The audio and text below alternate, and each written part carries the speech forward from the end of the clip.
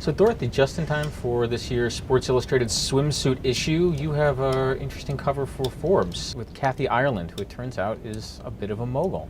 How'd that happen? That's right. When you think of Kathy Ireland, you really still think of the swimsuit model, the gorgeous young girl from the cover of the magazines. But the truth is that in the time since she stopped being a swimsuit model, she's been building a very big, very legitimate business. Hi, I'm Kathy Ireland. At Kathy Ireland Office by Bush Furniture, we're finding solutions for people in business. Our design and How come we don't know more about that, though? Kathy From what you said and what you reported, she's actually sells more merchandise than Martha Stewart does. None of the same publicity around it. Yeah, she keeps it under the radar. I mean, she said herself that she is glad that she's been able to build her company under the radar. But part of keeping it under the radar means that she's selling some things that, you know, a lot of people don't think about. She sells flooring. There's about $400 million in replacement windows that are sold that are Kathy Ireland replacement windows. People buy Kathy Ireland replacement windows. Yeah, I mean, who knew what a replacement window was?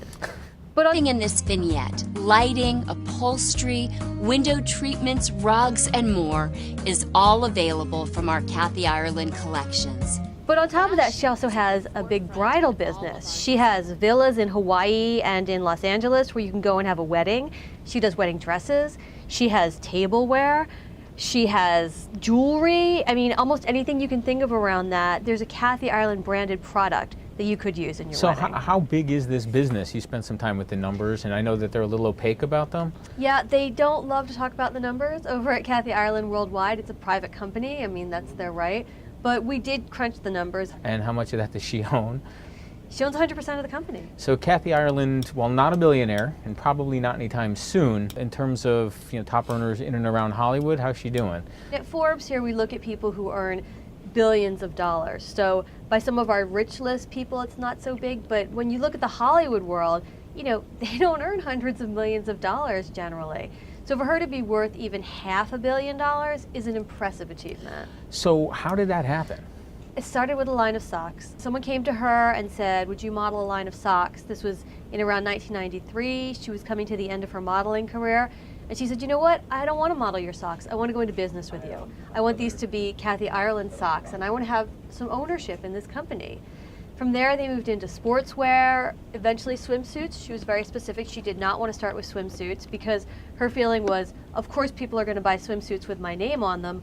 Will they buy socks? If they can buy socks, then I see that there's going to be a legitimate business here. So how do we get the replacement windows? She had a line of clothing at Kmart for a long time. She came to the realization that, home goods are a little more stable. They don't change as often. You could start to make inroads in there. Her first thing that she did in home goods was floors.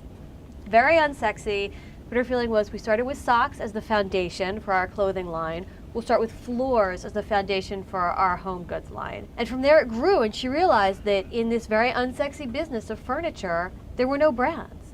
And if something says Kathy Ireland, it's just that little thing that makes people buying furniture say, oh, Kathy Ireland, I associate that with something with some kind of glamour or some kind of assurance more than this name that I've never heard of. So maybe I'll get the Kathy Ireland one instead. That brand is powerful in the furniture business, which most people don't know much about. So you go up, you visit her at her house, you sit in on a business meeting, and something catches your eye there? Yes.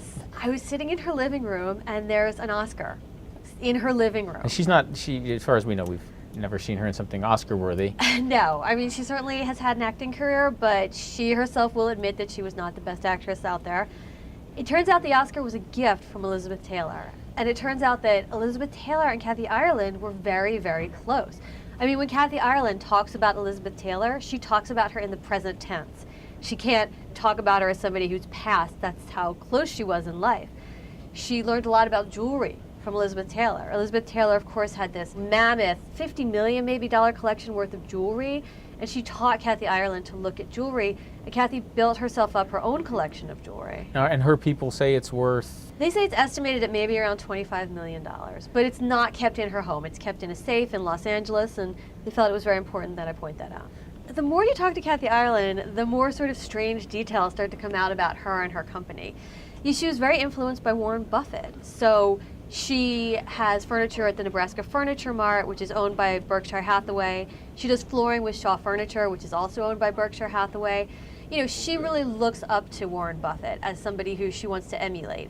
And in fact, her company is becoming a wide conglomerate of lots of different kinds of businesses, almost in the same sort of way that Berkshire Hathaway is, but at a much lower valuation.